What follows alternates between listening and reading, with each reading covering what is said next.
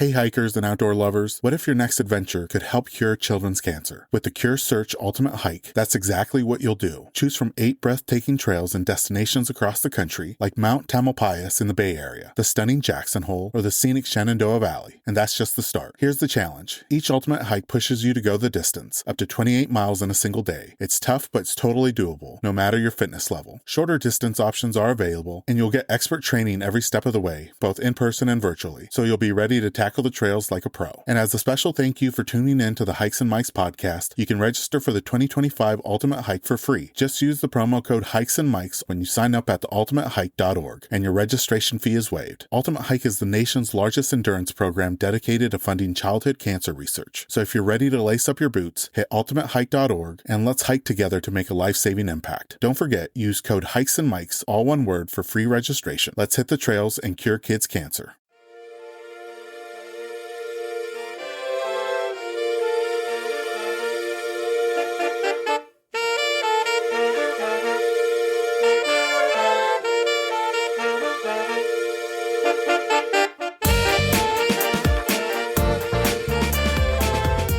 Welcome everyone to the Hikes and Mikes podcast. I'm your host Ivan, and together we'll embark on a weekly journey connecting with extraordinary hikers from all corners of the United States and beyond. Throughout these fall months, we've had the privilege of conversing with some remarkable individuals. Their experiences and adventures will leave you yearning to hit the trails. In this week's episode, we have an amazing guest with us. He's an ultralight backpacker, the founder of Gossamer Gear, and the author of the book Take Less, Do More. His name is Glen Van Peski, and you can follow him on Instagram at GVAN Peski. In this episode, we talked to Glen about his journey into ultralight backpacking, including some tips and advice to help you to take less and do more. We also dive into some of the lessons that are found in the book. Without further ado, let's jump into this episode with our guest, Glen Van Peski.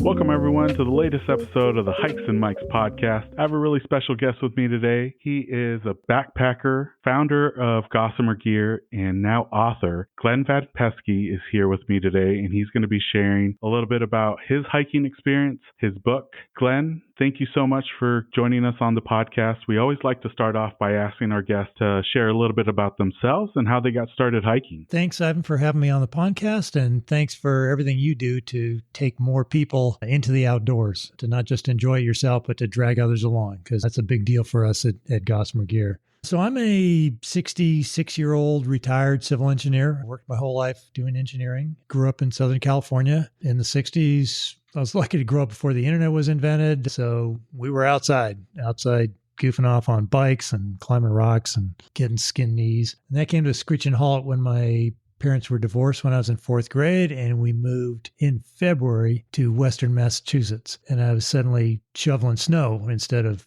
riding my bike around. When I graduated high school in 1976, I did what is still pretty much my longest individual outdoor adventure. I rode my bicycle 4,200 miles back to the West Coast. I've been here ever since. Along the way, I went to college, got an engineering degree, got a master's in business, worked for other people, started my own engineering company, kind of built my career, was almost killed in a plane crash, accidentally started a backpacking company, got married, had kids, and then eventually, fairly recently, 2017, retired and moved to Bend. So we're back in the snow full circle, but we enjoy it this time. We're enjoying the change of seasons, and it makes you get after the outdoor adventures in the season. Because like when we lived in San Diego, it's like, if I don't go trail running today, I'll go trail running tomorrow or next week or next month. It doesn't really matter. And here it's like, no, you got to go kayaking now because pretty soon it's going to be too cold. You got to ride your bike before there's snow on the ground. So yeah, everything in its season. It makes you not dilly-dally too much. This is my personal opinion, but I really feel like Bend, Oregon is one of the best launching pads for outdoor recreation along the West Coast. How would you describe, now living there for a few years, the hiking and outdoor scene in and around Bend?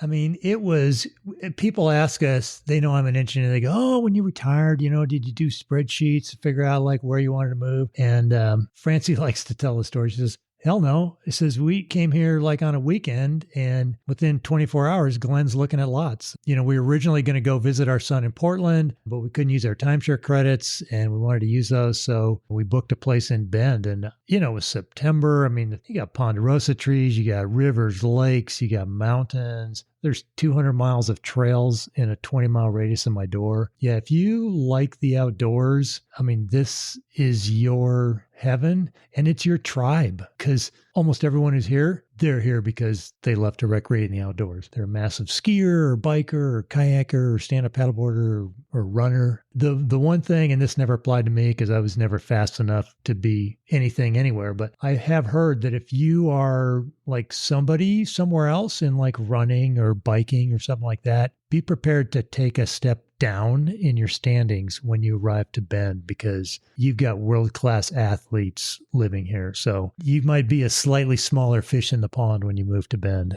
Yeah, I mean, I've fallen in love with Ben over the last decade. And, talking about world-class athletes, one of the big surprising moves was one of my favorite surfers growing up, Jerry Lopez, ended up moving to Bend. And I would have never thought because, you have Hawaii that has the perfect weather almost year round and you go to Bend where it has those beautiful winters, but definitely a lot of snow at times. So, I mean, it's just grown. I feel like every year that I drive through both Redmond and Bend, they're kind of merging closer and closer together. Yeah, it's definitely growing. Yeah. And I mean, you can even surf in Bend.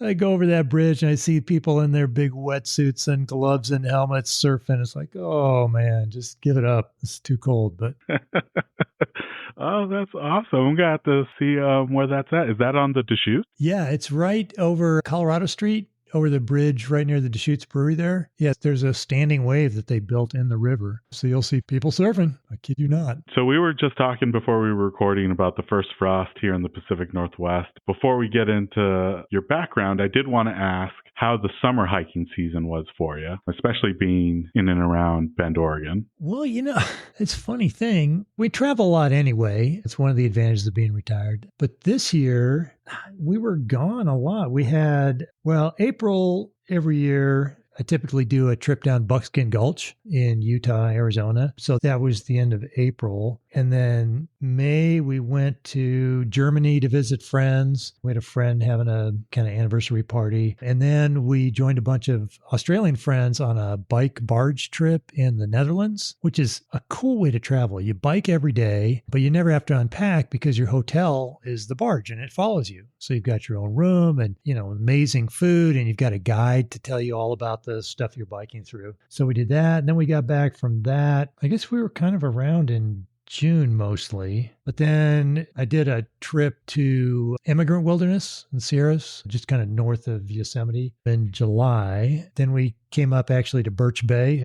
past your neck of the woods. And then we went to Iceland. I did some backpacking in Iceland. And then we had kind of day trips after that. Francie joined me for that. And then we were back. I went to PCT days up in Cascade Locks. And then we left. We were in Southern California for a week. We have a timeshare down there that we wanted to use. September, we were in Colorado Springs. We did a kind of extended road trip to do some exploring. Then we had a week in Colorado Springs, visit friends. Went to Montana. Then I went back to Immigrant Wilderness, had a trip for some friends of mine to lead back there. And then we were back from there and we went to Japan. We were in Japan for a week. I had to speak at an event there. And then we were back like a day or two from that. And we met my brother and his wife flew out from Maine and they rented a camper van. So we hopped in our camper van and spent a week cruising around Oregon with them. That ended a couple of days ago. And then we're about to leave for Texas. So it's been a busy summer, but, apart from Buckskin Gulch Buckskin Gulch, Iceland, and a couple trips to Immigrant Wilderness, not a ton of backpacking and bikepacking. I mean, it sounds like a wonderful, wonderful summer. And I got to check out more about the biking barge. That sounds fun. That's a thing. Yeah, I can send you links. I mean, this one, they do it far enough in advance. They get the whole boat, and then it's a bike group in Australia that we kind of got grafted into. So you have all your friends. We did one in Germany like 5 years ago. It was a lot of fun. They're just super fun because you're active every day, but it's not, it's not type 2 fun. You're not banging your head. That's bicycling, and you can get an e-bike if you want. So, people from different abilities can enjoy it. And then you've got evenings, you're having a great dinner and you're talking, hanging around the boat, and then you go down to your little room. It's great. Yeah, that sounds amazing. I did want to ask you about the backpacking through Iceland. Is the backpacking scene there growing? Yeah, they have a system of huts. I actually took a new tent and slept outside the huts. They have tenting areas with rocks around them because it gets pretty windy. But yeah, living in Oregon or Washington, some of it's familiar. It's a volcanic landscape. You and I, we get that. To other people from other parts of the world, it's like, oh, this is amazing. It's like volcanoes. Like, well, yeah, kind of. But it was fun. It was an unseasonably cold and wet summer, they told us. So I had my rain jacket on, a lot of the photos. And windy. It's quite breezy. But it was great, something different. And it's always a fun group of people on this particular type of hike. So different food. We had guides that were cooking for us. They were whipping together these huge feasts while the other backpackers were putting boiling water in their ramen and stuff like that. So that was pretty nice. Definitely a bucket list destination for a lot of hikers. Now, kind of jumping to your backpacking history, Glenn, one thing that I found great to learn was what kind of sparked the idea for ultralight gear that ultimately led to Gossamer gear. You started out as an engineer, but there was a Boy Scout trip with your son Brian that included some heavy packs that kind of sparked the idea for ultralight gear. Can you share a little bit about that experience, the pack list, and if you can remember the base weight that you guys had on that trip? Sure. So we did some camping when I was growing up, but it was mostly car camping. My dad had an International Harvester, and we'd go camp at national parks and stuff, do some day hikes. And then when I was in Boy Scouts back in Massachusetts, we did some overnights, but not really backpacking per se. And so I had an old Kelty when I was a kid, but when I left on my bicycle, all that stuff stayed behind. So fast forward to our son Brian, we're getting ready, and our first, or the kind of the big backpacking trip was a week in the Sierras for this trip. It was a very active scout trip in Oceanside, California. And so I went down to REI and said, hey, we're going to be a week in Sierra. What do we need? And they loaded us up. I mean, they gave me an internal frame pack that was like the new thing that weighed 7.5 pounds empty. And we got the MSR stoves and the aluminum fuel bottles and big sleeping bags and sleeping pads. And I don't remember what we did we must have had some kind of tent or something. I forget. But I do remember my pack for that week in Sierra weighed over 70 pounds when loaded with food and water when we were leaving. I was a lot younger and stronger and taller, actually, a little bit then. So, I didn't know any different. This was just like what you did. But about that time, my buddy Reed Miller, who was the Scoutmaster, read Ray Jardine's book, The Pacific Crest Trail Hiker's Handbook. And he's like, Glenn, look at this. I mean, this guy has like a 8-pound base pack weight. It's like, we got to do something. So I figured, that 7.5 pound pack was a good place to start. So I sewed one up that weighed, I think some of the early ones were like 11, 13 ounces. They were light. So some of the early ones were super light. And then we just went from there, getting lighter and lighter, working on every piece of gear to try and get it as light as we could. Ended up pretty light.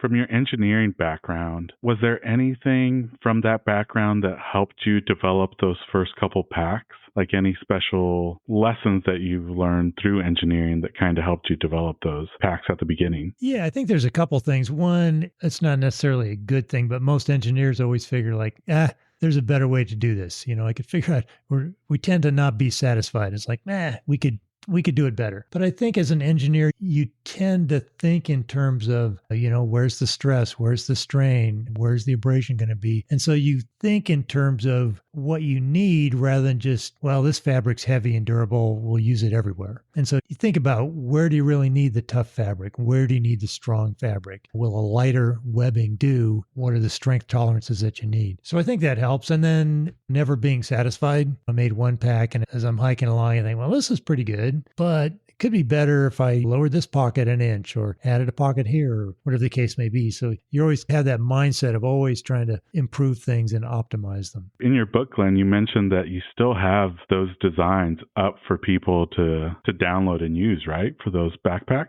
Yeah, the original Reed started calling them, just using my initial and calling the first pack I made the G1 and then the G2. And, by the time I got to the fourth one, the G4 was perfect for what I needed at that point. So yeah, those plans are still on the internet, and you can buy kits from Quest Outfitters, with all the stuff you need to make your own, and people still do. Oh, that's awesome. I didn't know you could buy kits. Yeah, you can buy kits. And I think they're kind of crude compared to some of the stuff out there now, but people still make them. Sometimes when I'm speaking somewhere, someone will come up after the speech and they have like an old G4 that they made themselves. I love seeing those. Oh, that's great. Glenn, I think for me, I shared with you my backpacking journey and how I'm trying to reduce the weight. I think for some people, ultralight backpacking can seem a little intimidating, especially to new hikers. How did you come to embrace the idea of taking less and doing more? And was there a specific trip or moment that cemented like ultralight backpacking for you? Well, ultralight backpacking can be intimidating, but there's steps you can go through to methodically kind of reduce your pack weight. And so rather than just try and jump in like, okay, how do I get to a 5-pound base pack weight? Go through various steps. Sometimes just using lighter materials can reduce the pack weight, looking for multiple use items. Do I need a spoon and a fork, or can I eat everything with a spoon? Do I need a pot and a bowl, or can I just eat out of the pot? Things like that. So leaving things behind, that's easy. And then finding tents and sleeping bags that are made out of lighter materials. At some point, you do need to pick up additional skills. For instance, like how to set up a tarp for different conditions, maybe how to make your sleeping area comfortable so you can sleep on a very thin foam mat, where to camp so that you don't need a stick of a sleeping bag, things like that. For me, it's been a gradual process. I mean, there are points along the way that I remember. I remember getting the base weight under 12 pounds. I can remember being in Reed's driveway. We used to weigh our packs right before we closed the trunk on the car. And I remember breaking 12 pounds like it was yesterday. We were so happy. So yeah, it's a process, and people shouldn't worry about where they end up. It depends on what they want to do and the kind of hiking they do. If they just like to go camp into a lake and hang out and climb some peaks, well, that's a different trip, and they're going to make different decisions than someone who wants to do 30 miles a day. I found myself on my first couple backpacking trips. I call it packing my fears, because I was like, well, this could come in handy if, this happens, or I might need this. I just started packing things that I never took out or I never used. You mentioned, like a great thing is, do you need a fork and spoon? Can you use a spork? Are there any other things that you have seen throughout your backpacking journey that folks tend to pack early on, but then quickly lose after they find out that it's not something that comes in handy? Yeah, I don't know about the early ones. I mean, there's the classics of, hikers leaving the Mexican border on the PCT carrying an ice axe, which they won't need for a while. One thing that people often overlook, I think, is food, because, food's not part of your base weight, but obviously is pretty heavy and very necessary. If you don't have enough, things end poorly. Most people don't really know how much food they need. And it's one thing when you're sitting around your kitchen table packing stuff, it might not look like enough. And so you just throw in some extra. And so what I tell people to do is like, okay, next trip, do that, but weigh how much food it is, and then weigh how much you bring back and divide by the number of days. And then you do that in a couple trips, you'll get a pretty good idea of how much food weight you need. Because there's nothing like taking like 2 pounds of food, carrying it on the entire trip, and then bringing it back. So, that weight is going to be different for everyone with their metabolism and to some extent the type of trip. But, that's one thing that people could start to do to figure out how to reduce some weight. And I'm guilty of that. I will say that my first couple trips, I was like, well, I want options. Do I want biscuits and gravy, or do I want oatmeal for breakfast? And, ultimately bringing back half of my food supply, because I ended up taking 2 of each when I didn't need to. That's a really great tip. I think in your book, what I really loved about it is that you provided real life experiences with each chapter that was a lesson. And one of my favorite chapters is you gave a recipe for some of the foods that you take. And that is one thing that I'm seeing more and more people do, is instead of buying the packaged backpacker meals that you see that you can get at REI or any outdoor supply store, people are making their own. That was one big change for me this year, as I started doing ramen bombs, different variation of them. Is there a favorite meal that you've had, that you've created, that you still tend to pack on most hikes? I'm kind of in a lazy cycle now where I'm taking prepackaged meals for the dinners, because I have some. I was involved in a outdoor food company, so I have some from that. And then, through the research, anyway, I have some backlog to work through in those things. I think my favorite, two meals. One was, I think you can still find it on Backpacking Light, the Groovy Biotic Cooking, which the concept was you create these calorie dense spiced oils, like olive oil with a bunch of spices, or another one like tahini and peanuts or something like that. And then you have something like couscous or noodles or something that you cook, and then you add this calorie dense sauce to it. And I had that once. I took some sweet potatoes, cooked them, and then dehydrated them and ground them into dust, and they rehydrated instantly. And when you poured that seasoned oil on them, oh my gosh, that was so good. It's probably been 15 years ago now, but it still rings in my mind. It's like, oh, that was so amazing. Oh man, that sounds delicious. So grounded up sweet potatoes and then dehydrated them. I think that's my next shift, is to get a dehydrator and start dehydrating some of my favorite foods. I gave mine away somewhere along the way. I don't have one now, but yeah, I mean, you cook the potatoes and kind of puree them, then spread them on the sheet, make like a leather out of them, and then keep drying them. Yeah, I made the dust, and it was so good, so rich. Now, we've touched base on it already, Glenn, but your book, Take Less, Do More, goes beyond just your stories and your gear choices, but it's really about a mindset shift. Can you share a little background of what prompted you to write this book and share it with us? Sure. Through a circumstance of events that is in the book, I ended up with John Mackey, the co-founder of Whole Foods Market, as my business partner in Gossamer Gear. John has he's a huge outdoorsman, does a lot of long hikes every year, and likes to invite his friends. I ended up over the years doing a fair amount of hiking with Mackey. And around about 10 years ago, I think we'd be walking along and talking about gear, because he's a gear guy. He loves gear. And he'd tell me, Glenn, you ought to write a book about ultralight backpacking. And I'd say, I don't think I need to do that. There's plenty of books out there that I think are good. And year after year, he'd keep bugging me to write this book. He said, you write the book, I'll write the foreword. And then he got his friends to start bugging me. And so I thought, there's probably not too many people that have someone as famous as John Mackey wanting to write the foreword of their book. I probably ought to get around to that. So that was kind of the kickoff to writing the book. But I realized, in the last year, say, that I've spent reducing my pack weight, that there were lessons beyond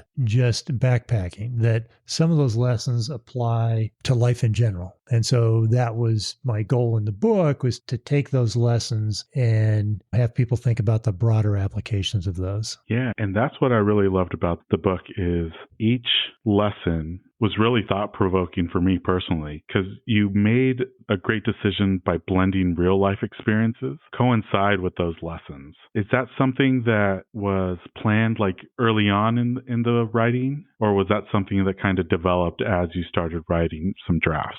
Yeah, it was planned that way. The process was basically telling a lot of stories and then organizing them by lesson. And there was some change. I think originally we had 20 lessons, but there was kind of a lot of overlap. So in editing, that got cut down to whatever we ended up at, 15, I forget. You were honest about your experiences, especially, the great outcomes and the ones that didn't go as planned. One that I found fascinating was you had developed a watering carrying system that kind of went around your waist.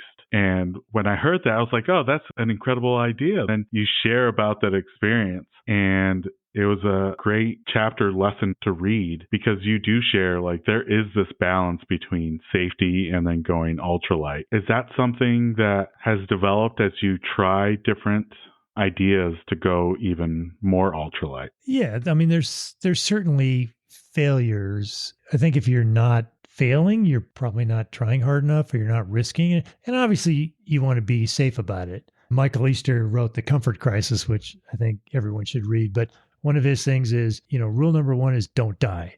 Never forget rule number one, don't die. I tell people that are working on things, change one or two things per trip. Don't change more than that. Stick with what you know works largely, and then try and tweak one or two things so you can gain experience and still come back to tell the story. We had a saying in Scouts that when you hit in the wilderness, you're only 3 bad decisions away from not coming back out. And that's one of the great things about wilderness. It's an environment where you can't control everything. You have to rely on your experience and the equipment you selected to deal with situations that come up. I've certainly pushed things too far from time to time and backed off a little. I mean, I've been lighter than 5-pound base pack weight. I did a trip that was under 3. Actually, that was the one where I didn't drink enough water and had heat exhaustion. Yeah. So yeah, it's all a learning experience, but I think you still want to learn from your failures. Certainly you learn from things that you try that went well. You also learn from failures. So it's important to keep trying the new things. Yeah, and I feel like that's definitely something that's in the ultralight backpacking community is people are trying these different ideas and some of them work, some of them don't. But I feel like it's the ones that don't that provide the growth in those or in the gear. And, one thing I was thinking about, especially when it comes to ultralight gear, we saw these big advancements early on in ultralight gear. And I kind of compare it to smartphones where smartphones at the beginning, each year, there's some big advancements. And now things have been perfected so much that year to year, you're not seeing the big changes or shifts from model to model. It's more incremental and smaller refinements. Do you still see potential for major breakthroughs in ultralight gear in the coming years? Or do you think it's going to stay with those incremental and smaller refinements? I tend to agree with you that the big advances in fabric and materials stuff have probably been made, and it's maybe more incremental in features and things like that. Although our new Mariposa and Gorilla packs, which came out with a new pivot frame, the waist belt pivots independently of the pack to give you more freedom of movement. And we're able to do this at no weight increase of what they weighed before. And we've got our 10-ounce Whisper tent that I created for a bikepacking trip a couple of years ago, which, isn't for everyone, but the people that like it go, oh my gosh, this is the perfect shelter. I've been waiting for something like this. But I think there's always room for increasing your skills. If you need an air mattress to sleep on, air mattresses have gotten lighter and lighter. And, maybe at the point of, if they're really light, they don't have much insulation. So you need to think about that. And they pop pretty easily. So that's a consideration. But if you learn techniques so that you can sleep on a thin foam pad by contouring the ground, then you're much more weight ahead than the lightest sleeping pad. But so skills, I think, still that's an area that anyone can learn new skills and help them to save weight. Yeah, I didn't really even think about it like that. I mean, the gear will definitely help, but you need to develop those skills to help increase your own knowledge and your own comfortability in the outdoors. I'm going to have to kind of do a deep dive and see where I can maybe make some adjustments in my own skills that might benefit me. Yeah, I mean, some of the skills are like setting up tarps and knowing how to adjust them for weather conditions, knowing to camp so that the cold air doesn't pool around you, so you're not freezing. And maybe a 30-degree bag will do instead of a 20-degree bag on a particular trip. Or you can leave a down jacket at home. Things like changing your backpacking style so that you're not sitting around at night or in the morning, which are the coldest times of day. Typically, you need a heavy jacket or insulation that's too heavy to walk in. And so you're carrying a piece of gear that you can only use late at night and early in the morning. So if instead you figure on eating dinner, maybe late afternoon, hiking on, so when you get to camp, you just get in your sleeping bag, and then in the morning, you just pack up and start walking, which generates heat. Then you don't need a big, heavy down jacket. Things like knowing how to research water sources, which with apps like Far Out can be super easy compared to the old days. Water's super heavy. So knowing that there's water someplace means you can not carry more water than you need. Whereas if you don't really know if there's going to be water at that source, well, then maybe you need an extra liter because you're not sure. And that's an extra couple pounds right there. Oh, that's very true. Because this weekend, I'm going back up to Kolchak. And on previous trips, I would take a 3-liter hydration bladder with me, fill it up and use that for the hike. But, one of my friends is like, there's a water source, practically every mile of that hike. And then you get to the lake and there's a water source. So I'm going down to only 1.5-liter hydration bag and then taking my water filter and just fill up as needed. Because what is it? Is it 2.2 pounds for every liter of water? Yeah. So that adds up fast. I did a trip with Reed once. We were hiking around Yosemite and we carried no water. So we would hike until we got to a water source. We'd treat a liter, chug it, and then hike on until we found the next water source. One thing I did want to ask you, Glenn, because you've been to some remarkable places and you've been able to revisit these places with other folks throughout your journey. Is there a favorite trail or region that you've done ultralight backpacking where you really noticed through your evolution that it allowed you to truly do more when you were ultralight backpacking compared to when you weren't? I haven't really, I wouldn't say there's an area that I've been in consistently in the same area. I mean, Buckskin Gulch, but that's been last dozen years, and I've been light for a long time. I think Immigrant Wilderness might be one of my new favorite areas. It's pretty easy to get to, and it's a walk-up permit issuance, which is always nice in this day of quotas and trying to get, like the enchantments we were talking about. I mean, our son in Portland tries every year, and it's been many, many years since he got a permit for that. And the other thing going on is that, as I'm lightening my load, I'm also aging. So, maybe 25 years ago, I could carry 70 pounds. Today, it's like, that's not happening. I mean, that's one of the great things about going lighter is that people who thought they would have to give up backpacking as they aged find that they're still able to get out there and do the miles and see the lakes. Now, Glenn, you've hiked with a diverse collection of individuals, from new acquaintances to some Hollywood stars. Your first lesson includes somebody, I won't mention it because I feel like it's a good surprise for folks when they read your book, but I'll just say, all right, all right, all right. And you have a list that people that you know and meet can end up on for an opportunity to go hiking with you and others. And the majority of the times, you're serving as like the only connection amongst the group. Can you share a little bit about the origin story behind the list and any memorable lessons or highlights that have come from one of those trips? Sure. I think the genesis of the list is really what I learned it from John Mackey. I mean, he has a list of people that he invites to go hiking with him. And it could be, a couple of weeks on the Appalachian Trail, could be on the PCT or the CDT, or it could be, hot hiking in Europe. We did 450 miles with him through Austria, Slovenia, and Italy a couple years ago. He's looking, as best I can tell, for people who are interested in others. They're interesting people and they have stories, but they're also interested in other people's stories. So they don't have to be the one talking. And I know on his hiking trips, it ranges from people that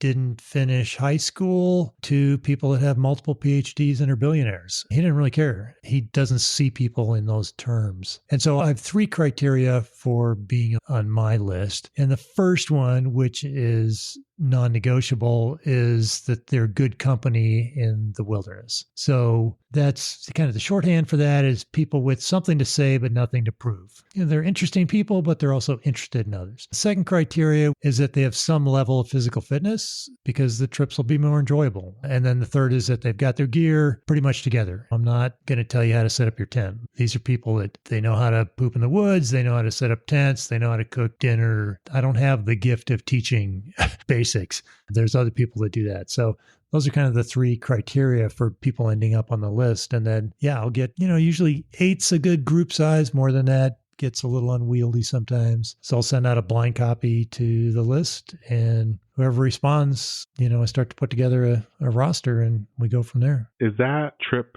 like an annual trip that you do, Glenn, or do you have multiple trips throughout the year with folks from the list? Well, there's one given annual trip, and that's down Buckskin Gulch. I've been doing that every year for a long time. And then there are occasional other trips. Like I needed to go do a recon of Immigrant Wilderness in July for the group that I was going to take in September. And so, I put it out to kind of a shortened version of the list. Hey, is anyone available and want to go? It's going to be hard days, cross country, long days, and very buggy, as it turned out. And so, a couple people from the list said, yeah, sure, I'm in. So that was great to have company on that. No, that was one of the big takeaways for me, Glenn, is, I shared with you that I was able to take a diverse group of people on my enchantments trip last year, from people I grew up with, people I met through the podcast, and they were all complete strangers to one another. And I really had an enjoyable time. And through my hiking club that I created, I was able to bring complete strangers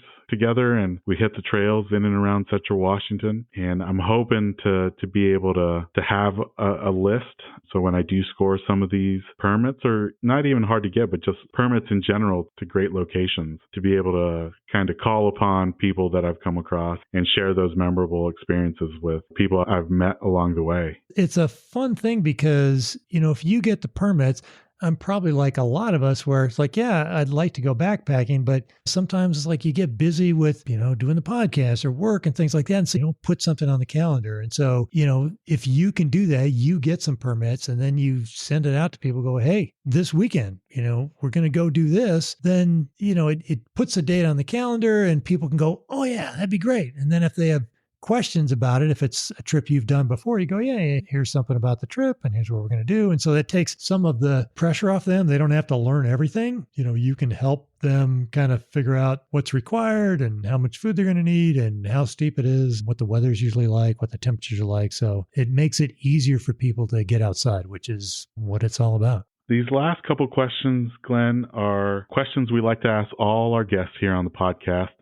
For a lot of hikers and some backpackers, they have a regular summit routine, or maybe it's an end of the hike routine. For a lot of us, it's packing a favorite snack or drink, a moment of zen, or even the favorite meal afterwards. Is there a regular custom or routine that you like to do when you reach your destination or when you make it back out? There really isn't.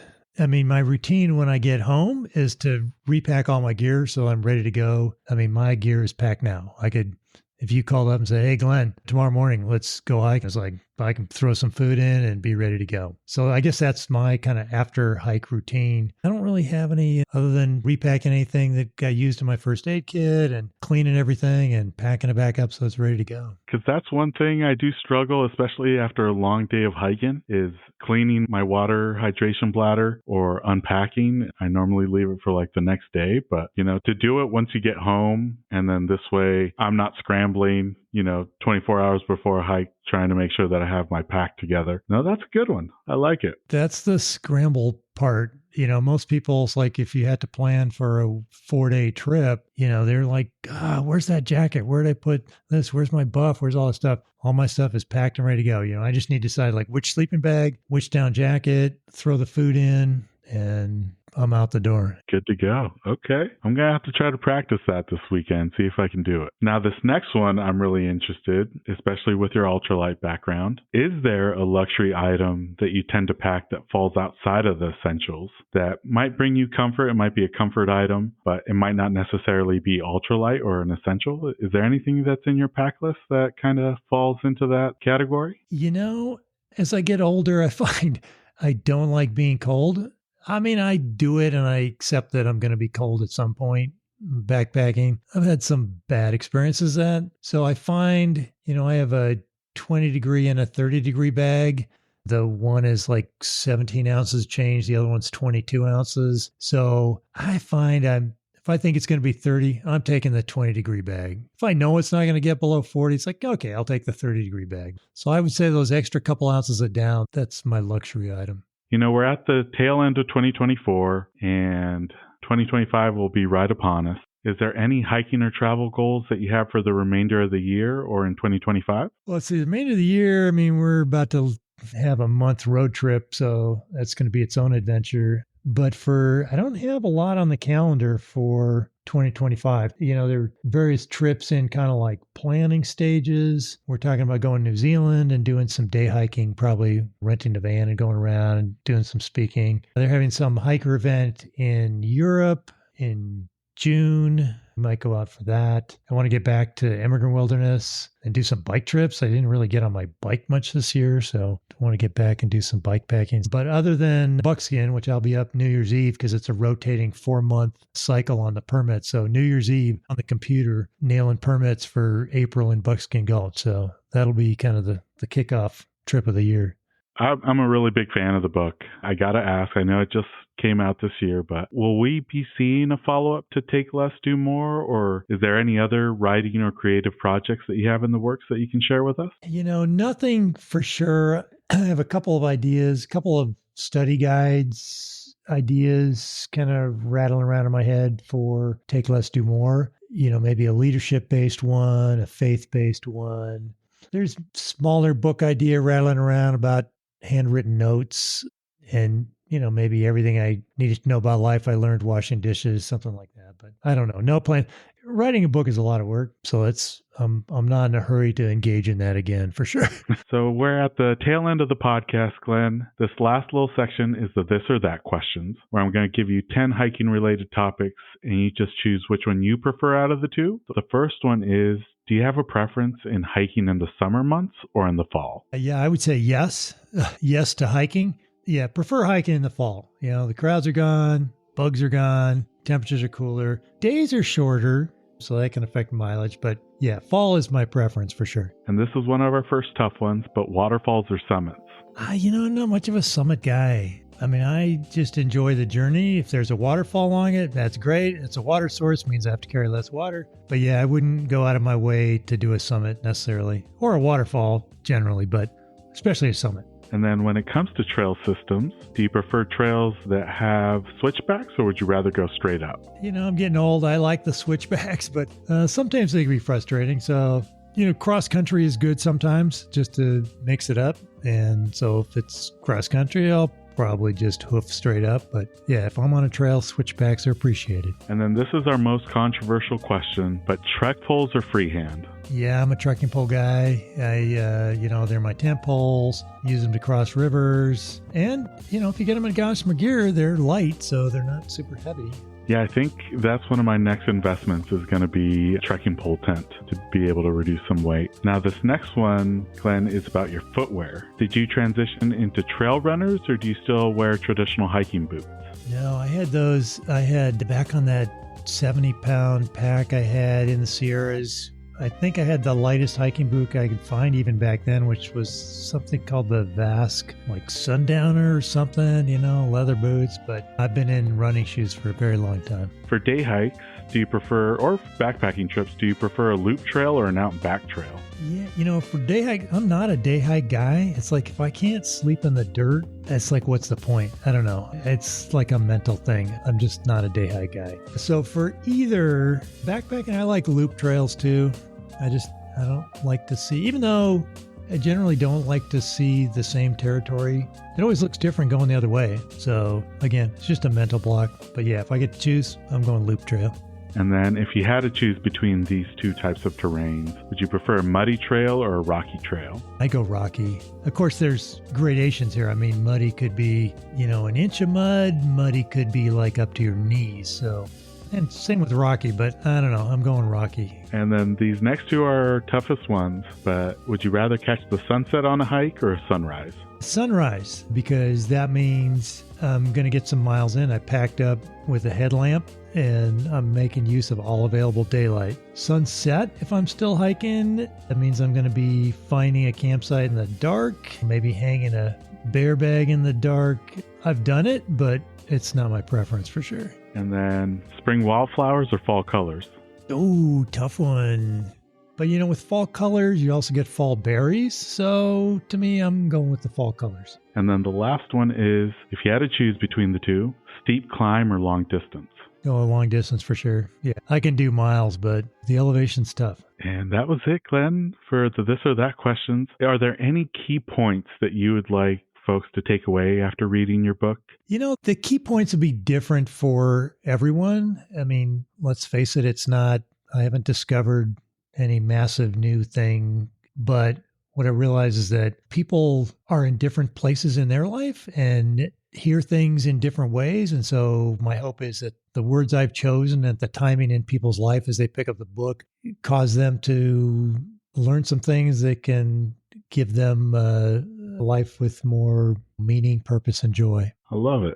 Where can people learn more, not just about the book, but about you, the projects that you're working on? What are some of the places they can find you online? It's actually, that's been one of the benefits of writing the book is I had to create a website. So everything's kind of all in one place. But glenvanpeski.com, you can learn about the book. I've got lots of tips and tricks in there. My thoughts on food that we talked about, sleeping systems. I've got gear lists on there. I've got what's in my pack videos if people want to actually see kind of what's in my pack for different trips. People can sign up for my newsletter. It's very short. I only send it out every 2 weeks. It's mostly just to point to a latest blog post. about whatever is on my mind that particular fortnight. If they want to purchase the book, that's great. I'm committed to not making any money from this book. All the proceeds are going to the Pacific Crest Trail Association. And if your listeners wanted to get a signed copy, they can email me, Glen at glenvanpeski.com, and they can Venmo me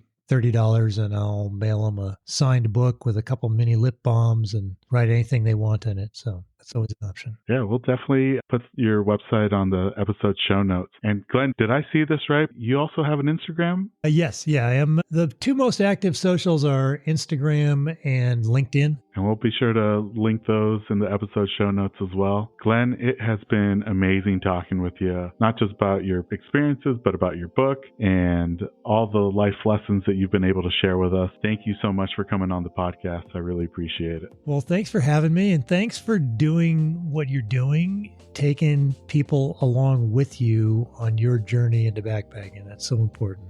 And that brings us to the end of this episode alongside Glen. We extend a heartfelt thanks to him for coming on the podcast. Make sure to follow his adventures on Instagram at GVAN Peski. Also, don't forget to check out the episode show notes to learn more. We have an incredible lineup of episodes planned throughout the fall months, and we can't wait to share them with you.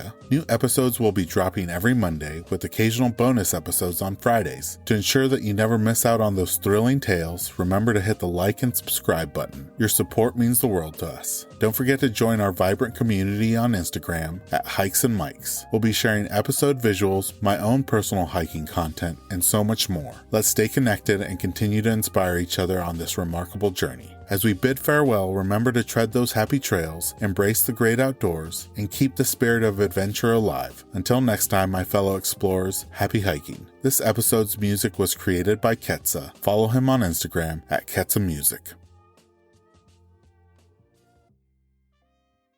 This episode is brought to you by Ursa Minor Outfitters. Folks, I'm absolutely in love with my loon mug. It's handmade, it's an absolute piece of art. Whether it's at the office or at the house, people keep asking to check it out. If you're not a loon fan, they also have other beautiful mugs for wildlife fans of moose, bears, and eagles. They specialize in products highlighting the outdoors and local pride through quality design by local artists. They've even started expanding into items beyond mugs, like apparel, dog accessories, and soon candles and more. They also try to partner and highlight other small businesses, and in some cases, forego profits in lieu of charitable giving to help their community, such as the dog rescue. So check them out, ursaminooroutfitters.com, and enter promo code HikesMikes10 at checkout to receive 10% off your order. And for our four-legged hiking partners, they also have a portable silicone dog bowl and also a sweet over-the-collar dog bandana. Go check them out, ursaminooroutfitters.com, and don't forget to enter promo code HikesMikes10 at checkout to receive 10% off your order.